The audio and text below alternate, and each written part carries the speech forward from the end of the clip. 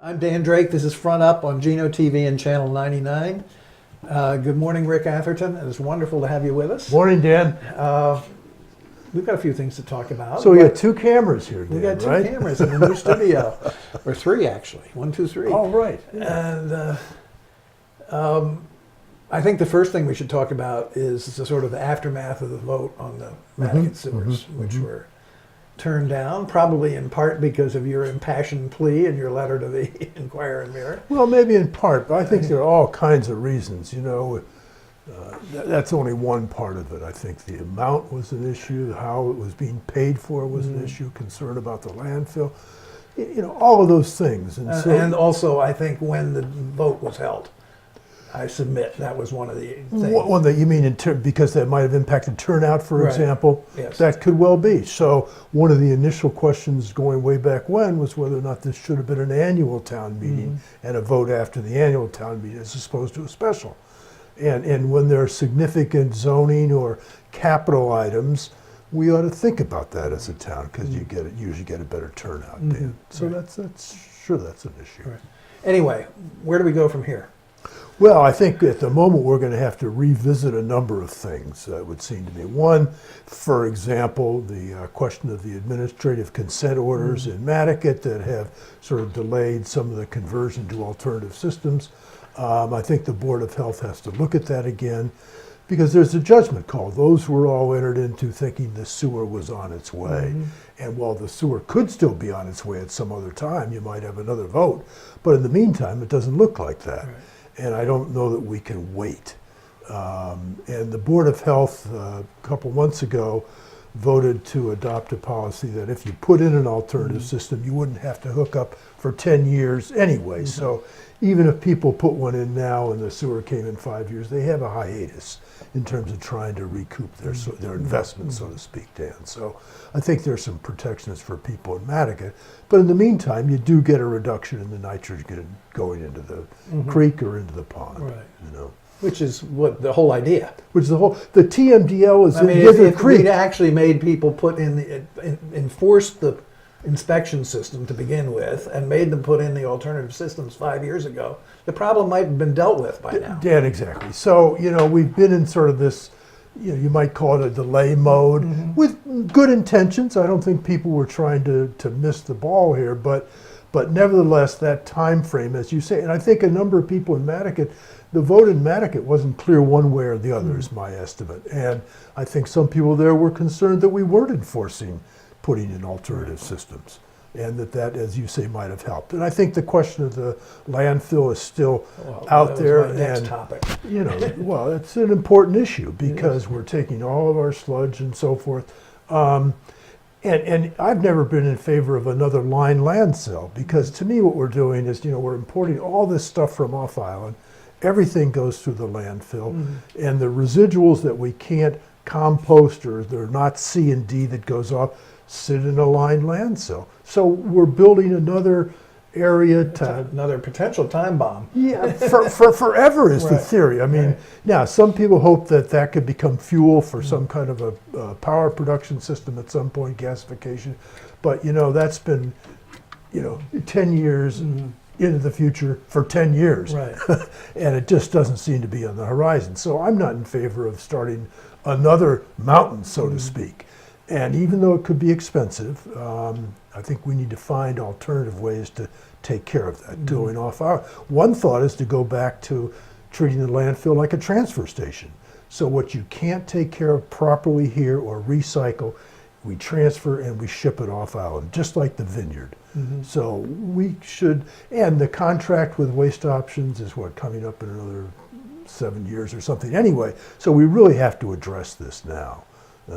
And you know, former selectman Tobias Glidden was good when he was on the board, said, folks, you got to pay attention to this. And he was right. Do you think there's the will to do that? Well, I think there might be. I think there's frankly, a certain amount of inertia in the town because you've got a system that's ongoing now, and to interrupt that and have to design a whole new system. To plan for 7 years. I think this is going to help get that off the dime, Dan. I really do. Because there's been one theory for many years that while there has been water testing in Long Pond, that it really hasn't been very effective or very accurate. Or if it is, it hasn't been publicized. Right, right. And I know that consultants at some point said, yes, the landfill could be an issue and we need to test it more. Well, thanks a lot. That's the kind of thing we should have been doing coming up to this decision-making process, you know. And the data going into the models is 2010. You know, that's a long time ago now. That's right. A lot of building has occurred, changes have happened here that just didn't get updated. And I think all of these kinds of issues impacted some of the voters, and cumulatively they said no thank you at this time. So, what are the other hot button items in the Board of Selectmen now? well, hot button items. Obviously, we continue to have to deal with our island home and the location of that. The board has voted that it feels the island home construction should move to the Sherburne Commons site, but clearly there are some members of the community that are concerned about that and prefer it where it is. And you know, that it's really, I think, very unfortunate because I don't think the logic is on the side of keeping it there. I'm not in favor of that. The board have voted. Isn't it a flood zone too? Well, you know, it's a zone of some kind. Right. I mean, I'm not sure I can tell you exactly whether it's a flood or this or that, but clearly it's on the harbor. And with sea level rise and storms coming in, nor'easters, there's always risk. But that isn't the only reason. I think, in my own mind, you get a better package to have the Sherburne Commons activities, to have our island the home. services, yeah. You may even want to move the Salt Marsh and Senior Center to that location as well. And you have a real center of activity for all kinds of senior citizens and more Which resources we're all on the becoming, site. right? Well, we are, Dan. We're not, yeah. But that's an important, the problem though is that in the meantime, the building that we have is taking capital improvements, which are in effect required. And so if you Pouring put good in, money after bad, really. Dan, you put in new air conditioning or whatever, and it costs you $150,000, and if we move or reconstruct, either way, that 150 is useless after a year and a half or 2 years. So it's really, and the committee is going to be difficult. I'm a little concerned that it's not going to come out with anything other than what the folks on the committee want. So we're going to have to tussle with that at next town meeting. What else? What else? Affordable housing? Affordable housing, you know, I've been one who has often felt with affordable housing, a primary responsibility goes to the employer. And, you know, employers, a lot of our businesses have taken care of that. If they're a restaurant, often they own a house or two and they can house some of their employees. NIR has housing for a lot of their summer staff. So a lot of people have taken care of housing for their employees. I think it's the sort of strength of construction and activity on the island that is probably driving the current crisis, if you will. I think if we all go back and look at the newspaper in 2005, we'd see similar headlines. There was a strong economy then, and so it's not really a brand new problem. Yeah, but you say a business should take care of itself, which If it can. ideally I agree with you, but the problem is that market of, quote, affordable, forget But affordable in the legal sense, but realistically affordable housing stock is rapidly disappearing. no, I understand. There's not an easy solution here. Right. So really, you know, I've been happy to support the housing project at Fairgrounds. Okay, we have part of the reason to buy the property in the first place. And if we were talking a couple weeks ago about putting up 64 units and getting a request for proposal out. And we hope to have that come back to the board and resolve some of our discussions. And I would hope a part of that could include a priority use of some number of those units for town employees. I understand that's had the plug pulled on it. Well, I think there are probably ways to design that so we can accommodate. I mean, there were kind of conflicting goals that went to be on the shy list, so you counted on the number of affordable units from a state point of view. So that was one goal of the project. But another was because this is sort of town-funded town land, to have a priority for our community need to have summer specials on the police force and the DPW and those activities. I think there may be a way to reconcile those and get some of each, Dan. You know, they start out by saying no, but you got to keep working at it. So all of these things keep bubbling up, and they're interesting. They're not easy issues to resolve, and we have some healthy discussions. I mean, just the discussion last night about how to finance the improvements that are going to be necessary along the Old South Road corridor. Boy, you look at that map last night, and you know, from the Rotary to the intersection at Fairgrounds, to Amelia Drive, to where the Richmond project is going on, out to Macy's Lane down near the airport for you, that whole road is going to have, it's going to be a lot of money.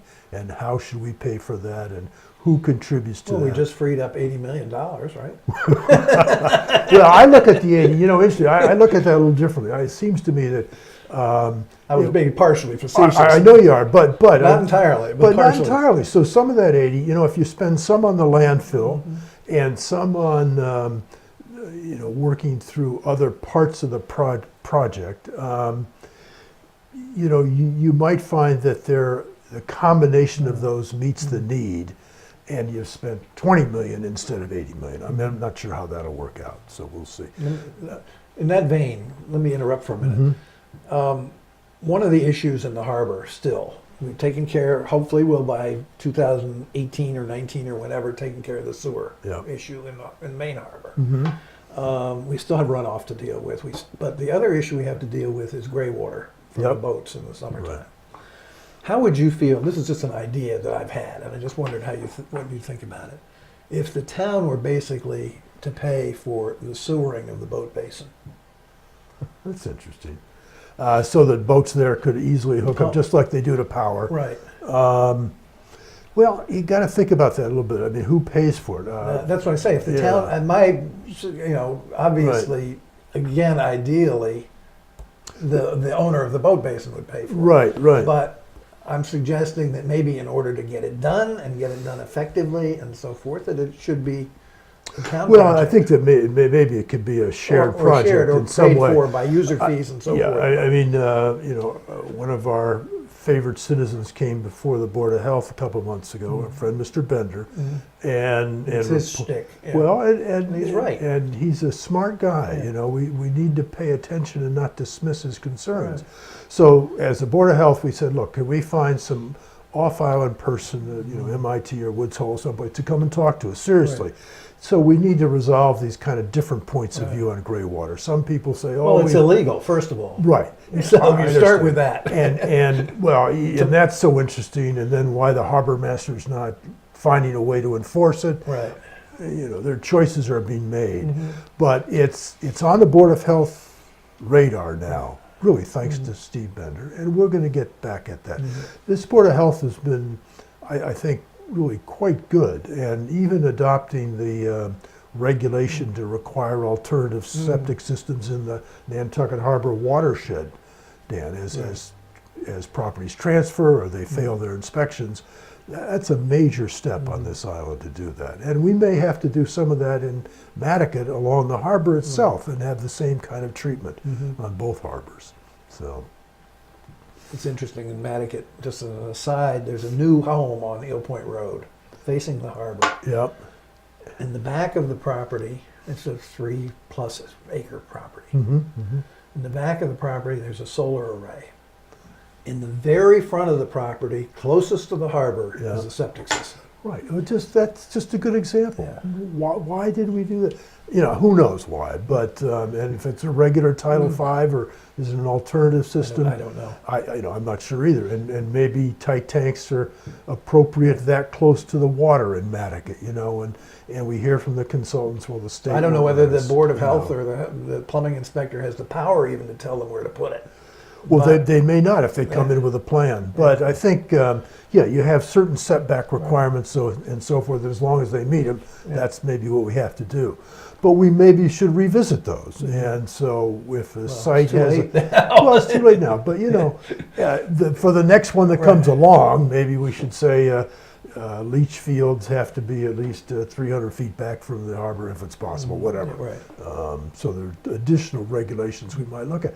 I know in terms of, as you say, the runoff issue, I mean, how much, and this is something Mr. Fee's been concerned about, and the number of square foot houses and how much runs off and where that goes. It all contributes, and we need to look at all of these issues. So, you know, I think taxes, I mean, back to the sewer thing, $80 million is a lot of money, even on Nantucket, Dan. And I think that, you know, got people's attention. So, What are your plans? my plans? Your plans. For what? For your future as a selectman. Well, I don't know yet. I've said to people that I haven't made a decision on whether I'm going to pull papers and file them and run again. And I may want to do that. I mean, I'm in good health, Dan. Would that be your fourth term? It would be a fourth term. On the other hand, sometimes, you know, who knows whether the voters accept a fourth term or not. So it's not only my decision, it's up to them. But I enjoy what I'm doing. It's a challenge, and you're always trying to get the information and work out the best solution. And I think I do add to the mix. I've got a lot of experience with Bobby choosing to go off the board.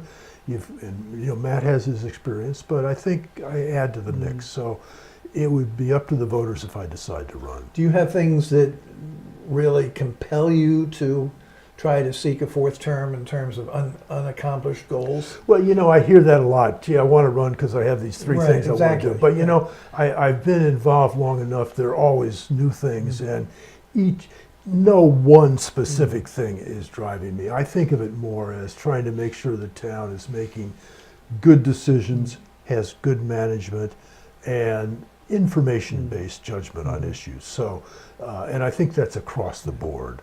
And you've got to work on that because there's a tendency sometimes to be in a position where you got to make a decision, and the easiest way is this way, and you don't take enough time, which I think has happened in the sewer issue.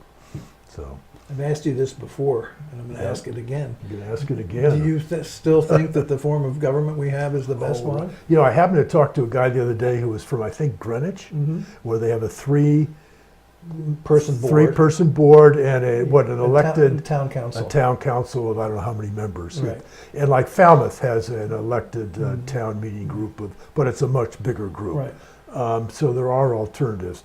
You know, I don't know that changing the form would make all that much difference. We tend to have town meetings twice a year now. There aren't that many decisions which have to get delayed in a critical fashion, Dan. So I'm a bit of a traditionalist, I admit to you, in the form of government. We've been at this in Nantucket for, 300 years or whatever. And times change, but I don't know that this is as... I think it does work. Meeting every week and sometimes every other week during the summer, most things the town needs to get done through the administrative staff of the departments. And it's as effective with a 5-man board as with some other way, I think. So the planning department is sort of one of the reasons for my question, because they have mixed loyalties. You know, in terms of reporting to the Nantucket Planning and Economic Development Commission, which is a state agency, basically, and yet working for the town. Dan, look, I've been long public in my position on that organizational structure. I was not in favor of the contractual relationship that exists today. I don't think it's the right way to go. I think the town planning director should report to the town manager. That's the way it is in virtually every town in the Commonwealth. That makes sense. And the NP and EDC, you're right. It's a different relationship. They were established, I feel, for a different purpose way back when. So I have not supported that relationship. And I think the town would function a little bit more effectively with having that contract be set aside. And someone can fill both jobs if they want to. I mean, obviously Andrew Vorse is skilled and good at what he does, but he could be the town planning director reporting to the town, and the director of the NP and EDC if they wanted to do that. There's nothing incompatible with that in my mind. Two different responsibilities. Good. Well, Okay. Rick, we'll look forward to hearing what your decision is. And Well, we'll see. and- January's coming around the corner, Dan, That's so right. we can't, it'll happen soon enough. okay, Yeah. Very Good- good. good Rick. to see Thank you. you.